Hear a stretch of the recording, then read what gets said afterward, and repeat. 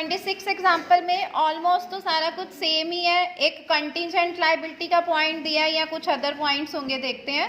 देखो पहले तो एसेट, एक तो बैलेंस शीट गिवन है, इट मीन्स मेमोरेंडम वाला सम नहीं है। अगर बैलेंस शीट नहीं गिवन होती तो उसमें मेमोरेंडम बैलेंस शीट बनानी पड़ती है, बट यहाँ पे ऑलरेडी गिवन है बैलेंस शीट, तो सीधा क्या बनेगा, रियलाइजेशन अकाउंट। देखो एसेट साइड पर लैंड है 8000 का, प्लांट है 17,000 और उसमें से डेप्रिसिएशन माइनस करके तो आपने 16,000 ही लेना है, मतलब प्लांट की वैल्यू अब हमारी कितनी रह गई है 16,000।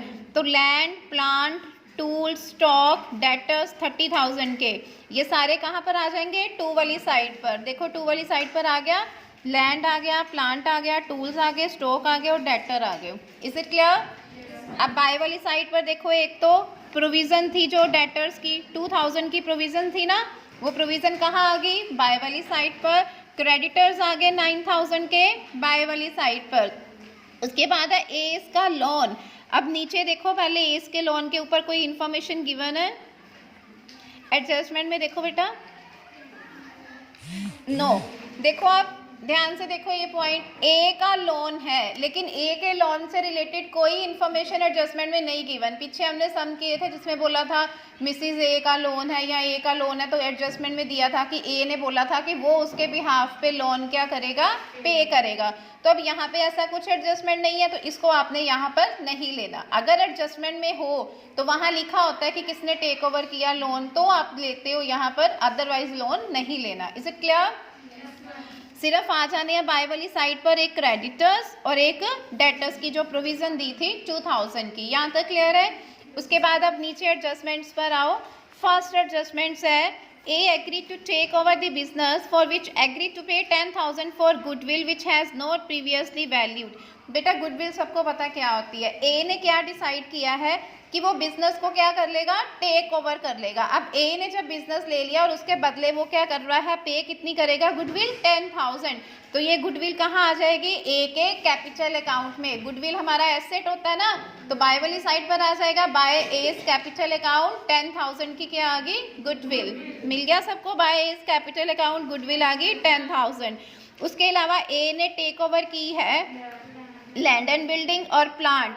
प्लांट उसने टेक ओवर किया है 12,000 का, तो प्लांट आ गया ए के कैपिटल अकाउंट में 12,000 का, और लैंड गिवन थी 8,000 की, तो लैंड आ गई 8,000 की, तो टोटल कितना आ गया 30,000। Is it clear?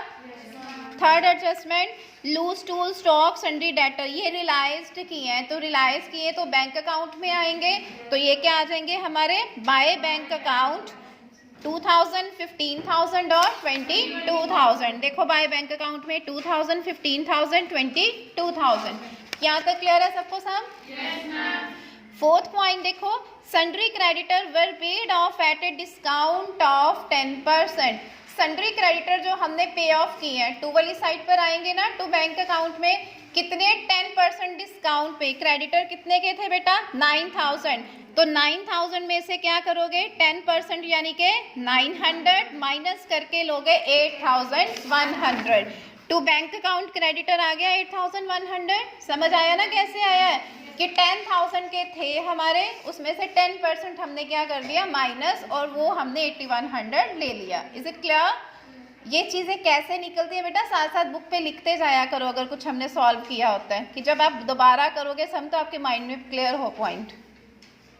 Then expense realise किए हैं, तो टू बैंक अकाउंट एक्सपेंस आ जाएंगे 1,500 के। Is it clear?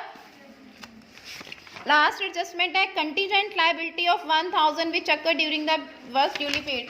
मैंने आपको पिछले सम में बोला था कि कंटीजेंट लायबिलिटीज हम नहीं लेते हैं, ठीक है, बट यहाँ पे उन्होंने क्या बोला है कि जो contingent liability during the year थी was during the period was duly paid, वो ऑलरेडी कंटीजेंट लायबिलिटी को पे कर चुके हैं। इट मीन्स अभी उनकी वो कंटीजेंट लायबिलिटी नहीं बची है, क्योंकि वो ऑलरेडी दे चुके हैं। अगर ना दी होती तो फिर हम उसको कंसिडर नहीं करते।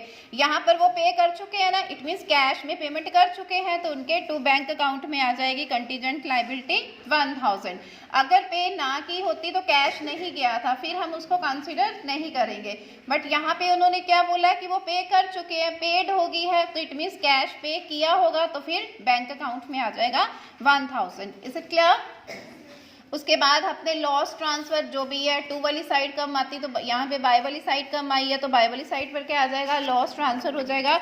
ऊपर रेशियो गिवन थी 40%, 40%, 20%, मतलब 4:2 रेशियो, 4:4:2, ठीक है। परसेंटेज में दी है, डेट डजंट मैटर, वही हो गया ना 40 डिवाइडेड बाय 100 करके, तो 4:4:2 रेशियो में आपने उसको डिवाइड कर देना है। Is it clear? क्लियर है सबको? उसके बाद कैपिटल अकाउंट देख लो, ओपनिंग बैलेंस आ गई है, ठीक है। बाय बैलेंस ब्राउ डाउन आ जाएगा। रिजर्व गिवन थे, रिजर्व थे 5000 के, तो उस रिजर्व को हमने डिवाइड कर दिया 4:4:2 रेशियो में, ठीक है। उसके अलावा ऊपर देखो कैपिटल अकाउंट में 2 वाली साइड पर कुछ था, नो।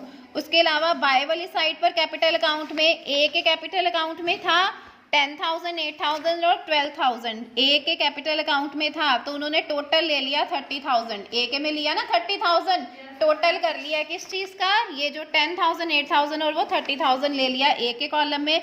उसके अलावा रियलाइजेशन लॉस था वो ट्रांसफर कर दिया ए बी सी में। बाकी जो आपका बैलेंस आएगा, अगर 2 वाली साइड पर कम आ रहा है तो 2 बैलेंस बैंक आ जाना है, और अगर बाय वाली साइड पर जिसका कम आ रहा है उसका बाय बैंक आ जाना है। Is it clear capital account? उसके बाद आ गई हमारी बैंक अकाउंट। बैंक अकाउंट आपको पता ही है, जो जो ऊपर बैंक से रिलेटेड ट्रांजेक्शन है वो सारी हमारी इधर आ गई, ठीक है।